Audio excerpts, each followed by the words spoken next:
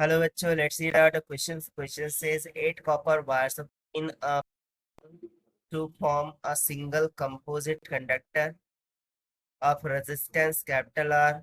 If a single copper wire length twice of well have the same resistance R, then its diameter will be. So यहाँ पे basically हमें दो cases they रखे हैं कि initially जो लेंथ थी वो क्या इक्वल थी और डायमीटर स्मॉल डी की इक्वल था। इन सभी को पैरेलल में जोड़ा जाता है, यानी कि इस तरीके से पैरेलल में जोड़ करके एक कंपोजिट वायर बनाया गया जिसकी रेजिस्टेंस निकल के आई कैपिटल आर की इक्वल। अब यदि लेंथ को ट्वाइस ऑफ एल कर दिया जाए और रेजिस्टेंस सेम रहे, सो जो उसका मान क्या होगा वो हमें यहाँ पर निकालना है। तो चलिए स्टार्ट करते हैं हम सोल्यूशन से, but before of its let's talk about the key concept which we are going to use here for this question.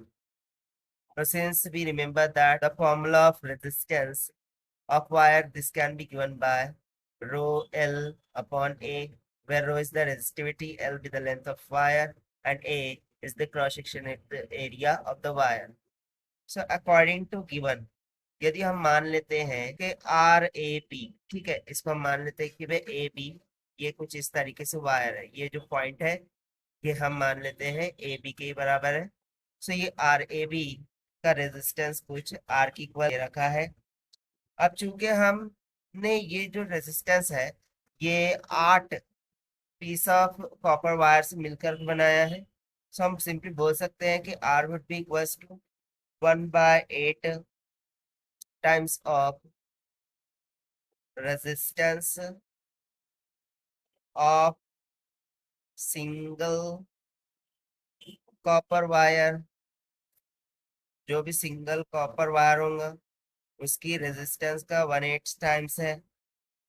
सो हम सिंपली यहाँ से रेजिस्टेंस आर को निकाल सकते हैं, that will be equals to 1/8 times of resistance of one single wire, वो क्या होगा डेंसिटी टाइम्स ऑफ लेंथ कितना है L divided by area. So area this can be given as pi r का square, where r is the radius. So इसको diameter के term में लिखे तो r is equals to d/2. सो ये simply क्या हो जाएगा पाई डी स्क्वायर डिवाइडेड बाय 2 का स्क्वायर हो जाएगा 4। सो ये कितना निकल के आ जाएंगे हमारे पास rho L upon 2 pi D square की। But as per the question यदि हम यहाँ पर देखें तो जो रेजिस्टेंस ऑफ कॉपर वायर उसकी लेंथ अब डबल कर दी गई है। सो हम मान कर लेते हैं कि let diameter of new copper wire कुछ x के बराबर है, बट रेजिस्टेंस क्या रहने वाली है सेम ही रहने वाली है। सो हम सिंपली मान लेते हैं कि r बराबर क्या हो जाएगा डेंसिटी एज इट इज। अब लेंथ क्या हो गई है twice of l divided by pi into diameter को हमने माना है x, इसका whole square divided by x square. But according to question r हमने यहाँ पर फाइंड करके रखा है, सो इसको हम यहाँ पर सब्स्टिट्यूट करा देंगे। सो ये हो जाएगा 4 2 8, यानी कि 8 times of rho L divided by pi x square. This will be equals to rho into L divided by 2 pi d square. So pi से pi cancel, rho से rho cancel, L से L cancel. So in simply हो जाएगा 8 to the 16 times of d square is equals to x square, taking root on both side. X will comes out equals to 4 times of d.